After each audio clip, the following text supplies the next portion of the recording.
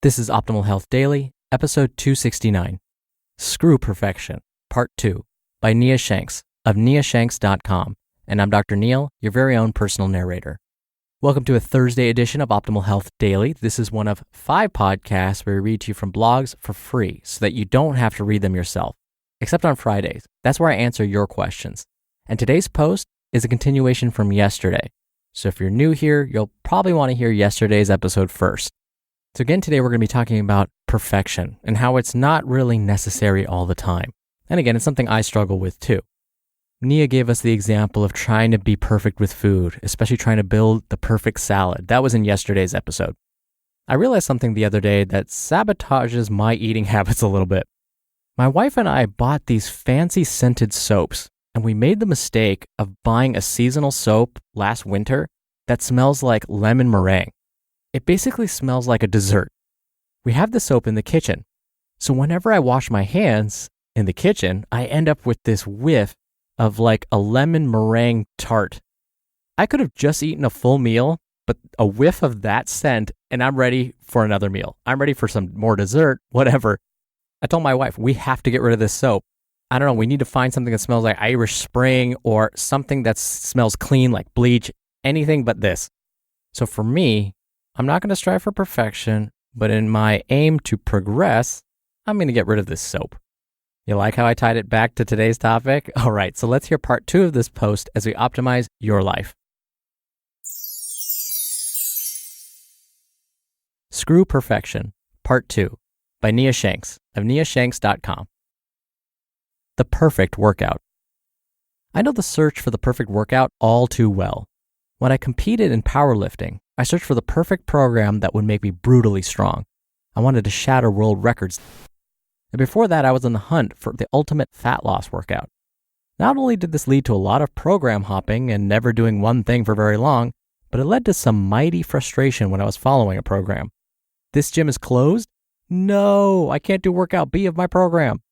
The gym I visited while out of town didn't have the proper bar and weight plates for deadlifts. No, I can't pull safely with hex plates. The workout required me to superset suspension trainer push-ups with cable pull-downs, but the gym was particularly crowded, so there was no way I could take up that much equipment at once. What should I do? I can't superset.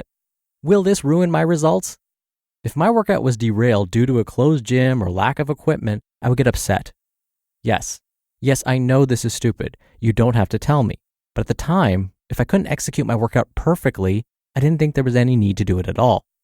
Screw perfection. Sometimes things don't go as planned despite our intentions. But thankfully, strength training and fitness isn't all that complicated. So you can't do your workout as written because the gym is busy or doesn't have the equipment you need. Oh well, do something. It's better than nothing. Many can relate to this example because they spend hours combing the internet for the perfect workout program. Stop looking for perfect and just start executing the proven basic principles over and over again. How about one final example where searching for perfection leads to paralysis? The perfect charity. At the end of last year, I decided to start releasing a workout of the month. For the first workout, you could pay what you wanted for the program, and 10% of each purchase would be donated to a charity that helped animals. After all, who doesn't love animals? This was going to be great. You would get a terrific workout program, and we were going to help animals in need. Let's do this, I thought eagerly. Then I started asking questions. Which charity is best? Which one applies the majority of the donations it receives directly to the cause it claims to support? Should I donate to a charity that helps end pet homelessness of cats and dogs? Or should I contribute to one that helps end animal cruelty? Is it a big deal to obsess over the difference between a charity that received an A+ rating and one that received an A? Because of these questions, I delayed the release of the workout of the month because I hadn't yet found the perfect charity. Then I stated calmly those 2 freeing words: screw perfection. After examining a few charities on CharityWatch.org, I understood that we can help a great deal more by donating to a great charity instead of wasting time searching for the perfect charity. So I chose PetSmart Charities and released the program right away. Screw perfection. Yes, that was an expeditious, mildly chaotic, coffee-fueled glimpse into my mind. If you're a perfectionist, you can likely relate to some extent. If you can't, well, then there's a strong chance you think I'm a bit nutty and that my brain can be a scary place and that I should strongly consider scaling back on jet fuel-riddled coffee. How about you? Do you ever find yourself paralyzed and not taking action because you're too preoccupied with searching for the perfect plan? Do you get frustrated because you often wonder if what you're doing is perfect? Screw perfection. You know the solution. When you find yourself discouraged because you didn't initiate the perfect plan, or you're not taking action at all because you didn't feel like you have the perfect plan, just say calmly, screw perfection, and move on.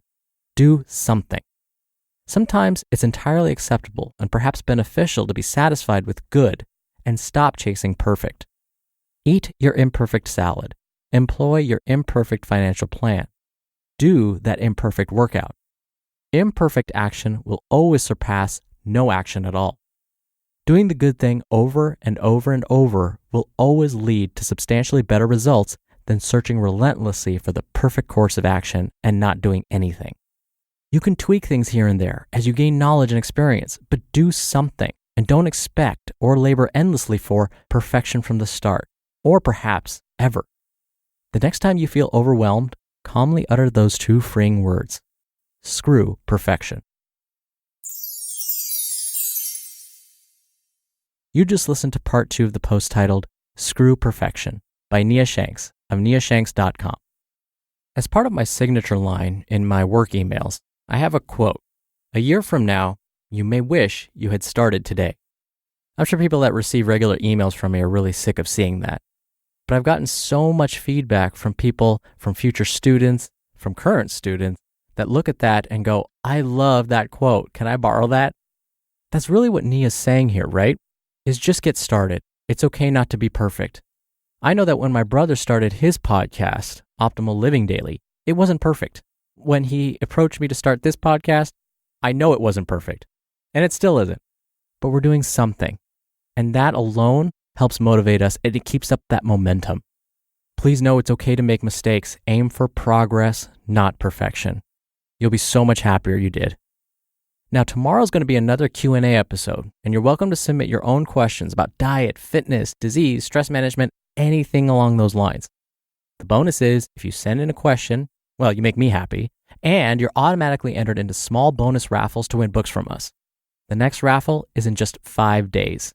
So, to be a part of that, and possibly hear your question being answered right here on the show, come by oldpodcast.com and click the red bar along the side that says, Ask a Health Question. Or you can always call in.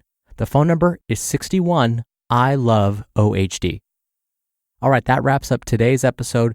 Thank you for listening. Thank you for being a subscriber. Thank you for sharing this with someone. Have a great rest of your day, and I'll see you in the Friday Q&A show tomorrow, where your optimal life awaits. Hello, Life Optimizer. This is Justin Malik, creator and producer of this show and Optimal Living Daily, the brother podcast of this one. Literally, I'm Dr. Neil's brother.